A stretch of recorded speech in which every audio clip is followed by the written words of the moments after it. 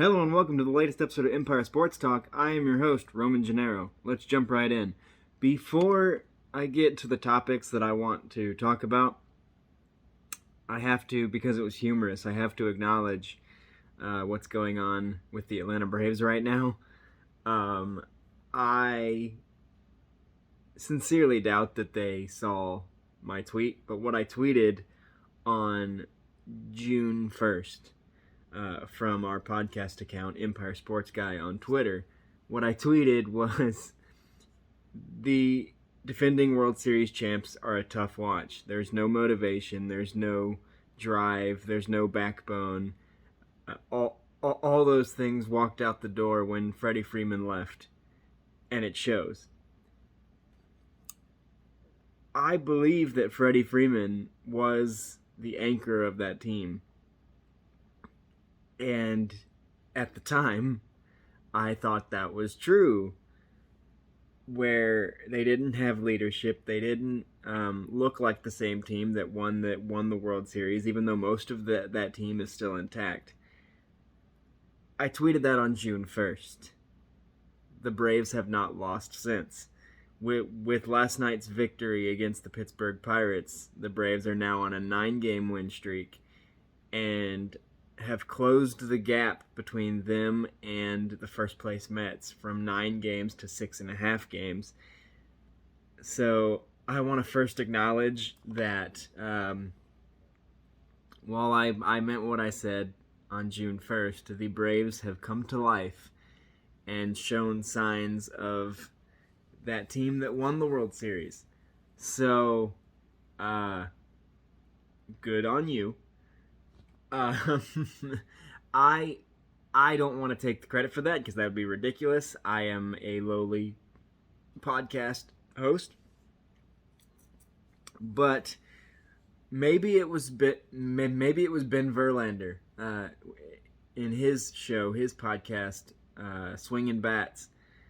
Is it Swinging Bats? Yeah, where he said it was time for the Braves to wake up around the same time. So I'm gonna put the blame for angering the Atlanta Braves on Ben Verlander, and if he wants to talk to me about that, we can have a conversation.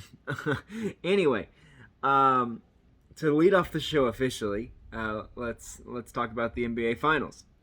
Through 4 games, it's tied up at 2, and I'm not really sure where the momentum lies at this point because, going into Game 4 and for most of Game 4, I would say that it was Boston, where Game 4 was the tightest game of the series and one of the more competitive games of the entire playoffs, because most of the NBA playoffs have been blowout after blowout.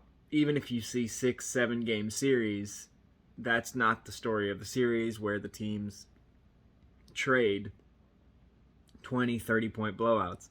So Game 4 was one of the more competitive games of the series. There was a point late in the game, I think it's late third, early fourth, where I was watching it, and it looked to me like Boston could smell the blood in the water, that they were a few minutes from going up 3-1 on the dynastic Warriors. Even though that dynasty has come and gone, a lot of those pieces are still there. I think they could smell that they were about to go up 3-1 on the Warriors, but I think the Warriors could smell it too, because in the fourth quarter, while it was hardly as extreme of a swing as we've seen in the series by either Golden State in the third quarters or Boston in the fourth, because those have been the trends of the series, that either one of those teams would go on a run in either the third or the fourth and decide the game. It was significant because I remember at the moment that I thought they're smelling the blood in the water, Boston is, they stopped making shots, and Steph Curry did what Steph Curry does. He had an NBA Finals career playoff high in points.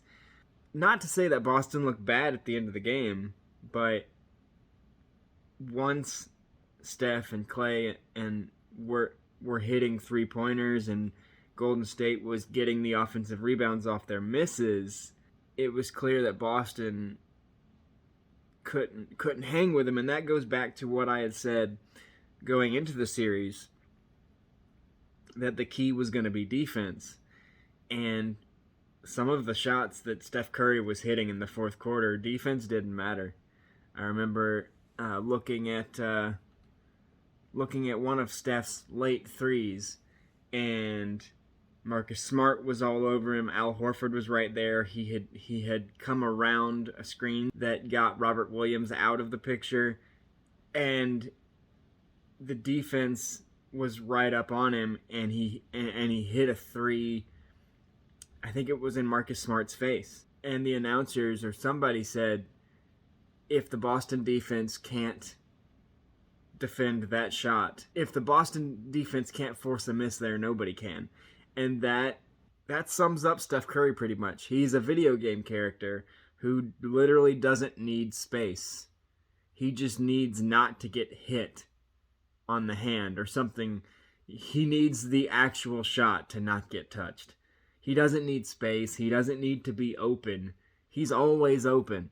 But when Steph Curry started hitting shots, it goes back to what I had said going into the thing. The key for the Celtics was defense and being physical. And I think they've done a good job of both of those in this series. But sometimes Steph Curry's going to do what Steph Curry does. And in this case, when that started happening, the Celtics went back to trying to hit threes of their own, which I can't blame them because they would be down 3, down 5 late. They needed those threes. But as I've said multiple times, you're not going to beat the Warriors at the Warriors game. You're not going to outshoot Golden State. But the story of how Golden State ended up winning that game was probably the other key for Boston, and that is limiting their own turnovers, because they did a good job of taking care of the ball and playing defense and not turning the ball over in games 1 and 3. In game 2, they had a lot of turnovers. They were a little bit sloppy, which led Golden State to a convincing victory. And I believe I heard that last night Boston had 16 turnovers. And Golden State's really good at turning those into points. So if you're Boston, you can't go out there and turn the ball over. If there was ever a team against which you need to play a perfect game to win, it's Golden State. If you falter, if you leave the door open even a little, if you turn the ball over, if you show any weakness, they will exploit it. Now, it's next to impossible to play a perfect game, let alone 4 in a 7-game series, but Boston did pretty good in games 1 and 3, and they did pretty good to a point last night. But now the series is 2-2, and I'm not sure who has the momentum at this point, because I still think Boston is favored, but I feel like Golden State took that win away from them, which is a big momentum shifter. And eventually, is it game 5? I think this series is going back to Golden State here, or going back to San Francisco. So I think that's gonna hurt Boston, not getting it done in game 4. But we'll see. I still think Boston's gonna find a way to win the series, but it's gonna be a lot harder now because they gave Golden State life. They let them tie the series, because I think coming down the stretch, and I don't want to take anything away from Steph and Jordan Poole and Klay Thompson and the Warriors players, but I think Boston lost that game. I don't necessarily think Golden State won it. I think Boston lost it. They had some bad turnovers, and they, couldn't match the Warriors at the end, which can't blame them. as I've said. But now the game is tied, and now the series is tied, and it becomes a best of 3 series, and it's really hard to bet against Steph Curry and the Warriors. But we'll see, because about every time that I've thought that Golden State has seized momentum in the series, Boston responds, and Boston has been really good. One of the better teams in the NBA this year in games following a loss. So I think game 5 will be the deciding game as to how this series is going to go.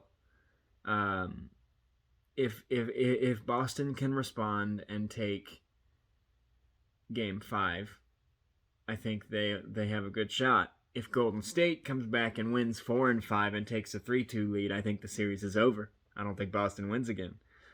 But we'll see what happens. I just think Boston let one slip away. I think they were minutes from a 3-1 series, and they let it slip away. But you know what? This is the highest level of This is the biggest stage at the highest level of basketball. So flaws are going to get picked apart, and I was just glad that Game 4 was competitive and tight the whole way. And I look forward to what hopefully the next 3 games have in store. I hope this series goes the distance because it's been really, really interesting. The NHL, the Colorado Avalanche have clinched their spot in the Stanley Cup Final out of the Western Conference with a sweep of the Edmonton Oilers. And it is their first Stanley Cup appearance since 2001 when they took home the title. And now they are waiting on the winner of the New York Rangers and Tampa Bay Lightning series, which the Tampa Bay Lightning look to close out against the Rangers tonight, and I think they will. And if they close it out tonight, then they would have won the last 4. I think this series ended in Game 5 when Tampa Bay won, because they won in New York, where the Rangers have been excellent this season. They were 27-10-4 in their 41 games at home during the regular season. They were one of the better home teams that entered the playoffs, and they were one of the better home teams in the playoffs.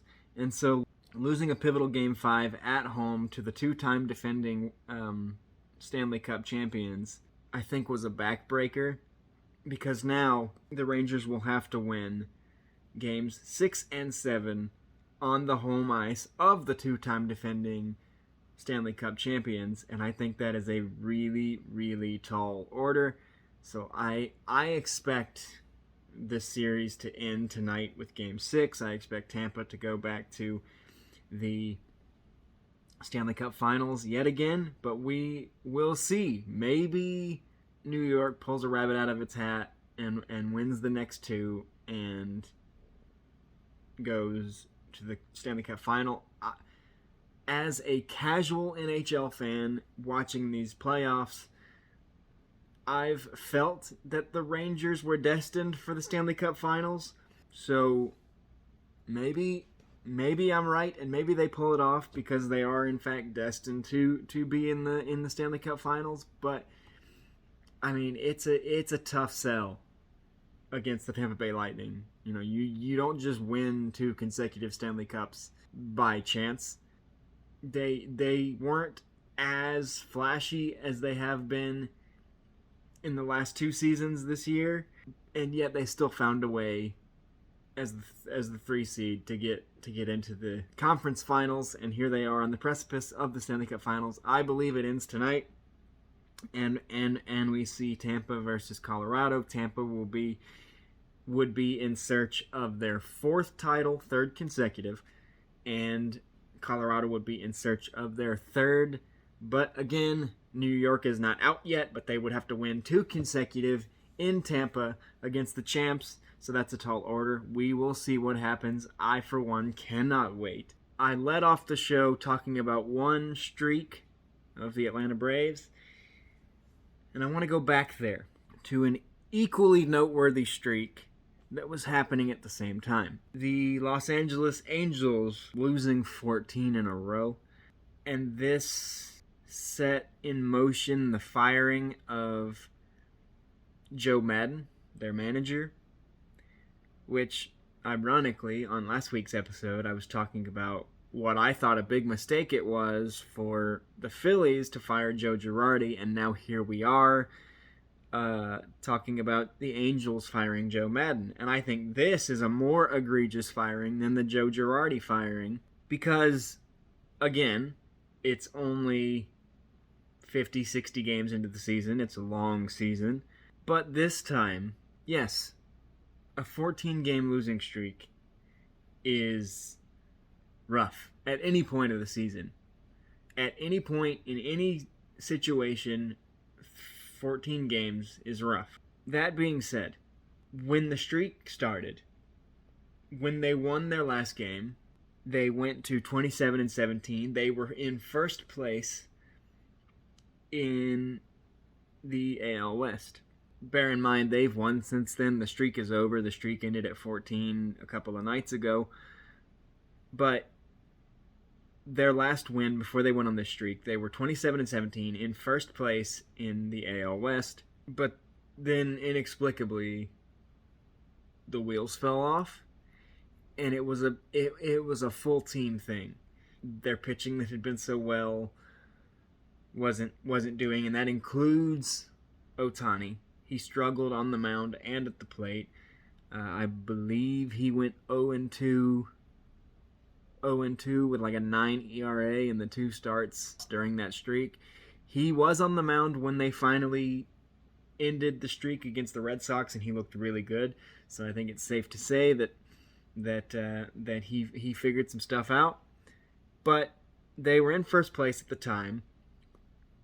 So during that streak, they went from 27-17 to 27-31. That being said, they're still in second place. They are, granted, 9 games behind the Astros in the AL West, which is a hefty margin. But as I said, when I was talking about Joe Girardi and the Phillies, it's too early to give up. It's too early to say, oh, well, we had a bad stretch and here we are. Because, yeah, the Astros are not the Mets. They're not just going to inexplicably fall apart. They were in the World Series last year for a reason.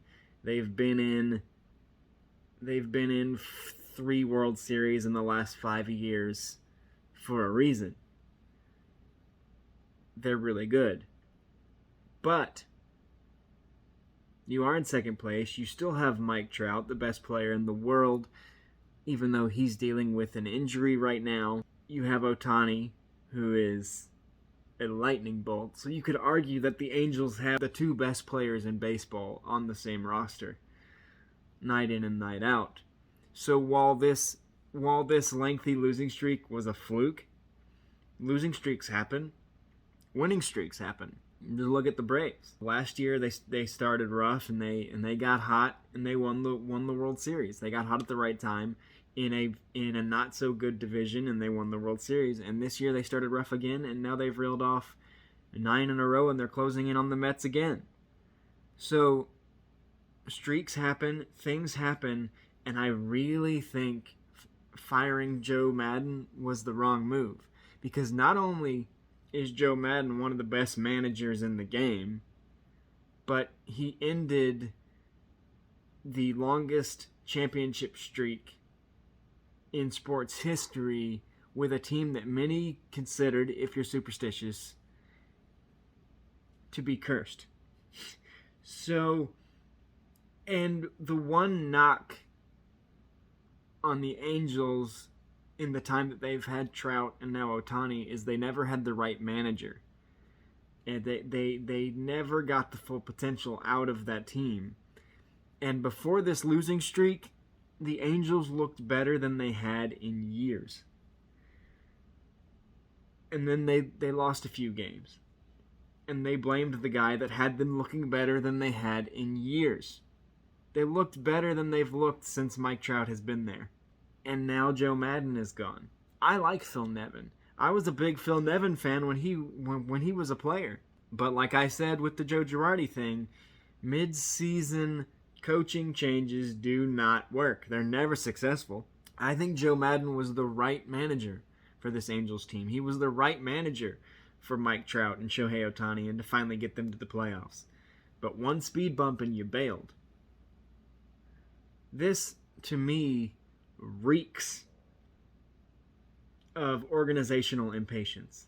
The Angels front office clearly feel the pressure for not getting Mike Trout and Ohtani to the playoffs. There were rumors during the offseason after 1 year with the Angels that Ohtani was itching to go to a team that could win. And that was just 1 year with Ohtani. Mike Trout has been a lot more patient than he probably should when it's come to winning. And I think now the Angels are panicking because not only are they wasting Mike Trout on non-playoff teams, but now Ohtani seems to be getting impatient that he's on a losing team. So this reeks of impatience, where they got the right manager, everything was going great, and then at the first sign of trouble, a 13-game losing streak, which granted is excessive, but I never doubted the Angels would find their way out of it. They're too good. They let go the best manager they've had in the dugout in a long time. No disrespect to Mike Scioscia. He did win a World Series in 2002, but that was in 2002. The Angels made a colossal mistake in firing Joe Madden. Joe Madden is one of the best managers in this game, and he will waste no time finding another job. There are so many teams in this league that would jump at the chance to hire Joe Madden, and the Angels screwed it up. But much like I said with the Phillies, they are 9 games back of the Astros. It would be real tough to catch the Astros because the Astros are not the Mets. The Astros are solid. But the thing that makes this a more colossal mistake than the Phillies firing is that the Angels are only 3.5 games out of the American League wild card at this point in time. Only 3.5. That's a good week. That's almost the amount of games the Braves have picked up on the Mets during a 9-game win streak. 3.5 games is a good week. It's right there. That is shouting distance. And granted, there's 100 games left, so you can't look at wildcard standings just yet. But you fired one of the better managers in baseball when you're staring at a 3.5 game deficit in the American League wildcard to finally get the best baseball player in the world to the playoffs. You may have panicked during the losing streak, but all you have to show for it is making a terrible decision. Nothing against Phil Nevin. I hope he's a success because I hope Mike Trout and Shohei Ohtani and Anthony Rendon make it to the playoffs. I hope this Angels team make it to the playoffs, but I thought their best route to the playoffs was with Joe Madden in the driver's seat, and now you've just ejected him out of the car because you got a flat tire. So I very much disagree with I disagreed with the Phillies firing of Joe Girardi because the Phillies' inability to make the playoffs was an organizational thing that Joe Girardi should not have gotten the blame for. They struggled to make the playoffs before he got there. The Angels missing the playoffs is also an organizational issue that Joe Madden should not have gotten the blame for. But this just showed impatience. This showed we have an expectation to win because we have Trout and Madden and Rendon and Ohtani. And we were winning, but we had a bad 2 weeks and we threw a hissy fit and fired our manager.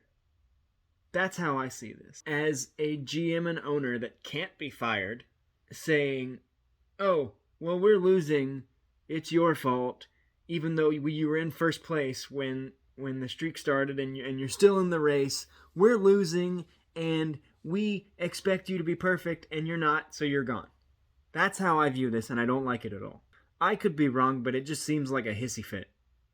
it seems like, oh, the kid didn't get to play with the toy that they wanted for 5 minutes, so they threw toys at the other kids. That's what it looks like. And it's pretty crass. The last thing I want to touch on, I admittedly don't know a lot about golf, but it seems that what is going on between the PGA Tour and this new live tour golf event is pretty nasty. What I don't like is, because I guess a lot of PGA golfers were not happy with how they were getting paid or not paid relative to how they were playing, because apparently, and I was not aware of this, apparently if you miss the cut at a PGA Tour event, you don't get paid at all. But with these new rules in the live tour, everyone gets paid whether you make the cut or not. Everybody gets a piece of the purse just for entering the event. It's a team-based, the events are team-based, where you have captains that draft golfers and your scores are somehow factored together. The LIV Golf Tour is seen as LIV or live. I'm not sure what it's called. I think it's live. But the LIV is in reference to the number 54, which is the number of holes that an event is, as opposed to the 72 of a PGA Tour event. There is one less day of competition, so it's less golf, less strain on the golfers, more money in their pockets. So this is definitely a money decision. But what I don't like, and what I think has gotten a little bit nasty, is, and I don't know all the details surrounding the live golf tour or why certain players left. I watch the Masters when it's on. That's about it. I don't know a lot, but it caught my attention when these notable golfers were leaving the PGA. Big names, major winners, and in some cases, master winners, green jacket holders, were leaving the PGA Tour, including big names like, most notably, Phil Mickelson, Bryson DeChambeau, Louis Oosthuizen, former Master champion, Graham McDowell. Ricky Fowler has also since left. Dustin Johnson, Ian Poulter, big names in the PGA have left to play in this new league of golf, this new super league, if you want to call it that. It feels a lot like when those premier teams tried to make that new league in soccer, and that didn't go well. You could look at this, from what I understand, you could look at this a couple of ways. You could look at the golfers wanting more money out of what they put into their careers, more freedom as to how they want to play and when they want to play, and not being happy with some of the decisions that the PGA has made, TV contracts, whatever their reasons were. They have left the PGA, which has been the behemoth as far as golf has been concerned. But now it's seen as competition, albeit to some tawdry competition to the giant that is the PGA Tour. But what I think is going to hurt now, because the PGA Tour has said, well, if you left to go play live golf, then you're banned. Basically, you're banned from PGA Tour events such as the Masters, the U.S. Open, the British Open, the Players Championship, the big name tournaments in golf. And ultimately, not all the big names left for this tournament. You still have the Jordan Spieths and the Rory McIlroys over at the PGA Tour, but I think at the end of the day, somebody's going to get hurt from this, and it's either going to be the big names that left for the live tournament, like Phil Mickelson and Dustin Johnson, who don't get the recognition or don't have the success they were hoping to have, and then they're not welcomed back into the PGA, or it's going to be the PGA whose viewership is going to go down now because some of its biggest names have left over this dispute. and now the PGA has banned them from coming back, or suspended them, or whatever the case may be. So I just think, I don't know a lot about golf, but I have this situation has caught my attention, and I think it's interesting. I'm reading up as much as I can on some of these things to figure out what exactly went wrong, what exactly has happened, and I'm very interested to see if the PGA Tour is going to suffer from suspending or banning names like Phil Mickelson and Dustin Johnson, or if this new LIV Golf situation is going to flourish, or some combination of those things. I don't know. We will have to wait and see. The main thing, I guess, was that the players were not pleased with how the PGA Tour was structured, so maybe this will force the PGA Tour to look at how they do things. Maybe they'll say, well, we were the power in golf for so long and it worked for us. Just because you guys were unhappy doesn't mean we have to change everything. We don't know how it's going to be, but it's certainly intriguing to figure it out. That's all I have for you. This has been Empire Sports Talk. Before I go, I want to let everybody know, big news this week. Empire Sports Talk is now available wherever you get your podcasts. Spotify, YouTube, Apple Podcasts, Google Podcasts, soon to be Pandora, Stitcher, iHeartRadio. Wherever you get your podcasts, Empire Sports Talk is now there. Follow us on Facebook, Twitter for more updates. We've gotten a new logo. Theme music is on the way. Big updates are here and more are coming for Empire Sports Talk. This has been another episode. I am your host, Roman Gennaro. See you next time.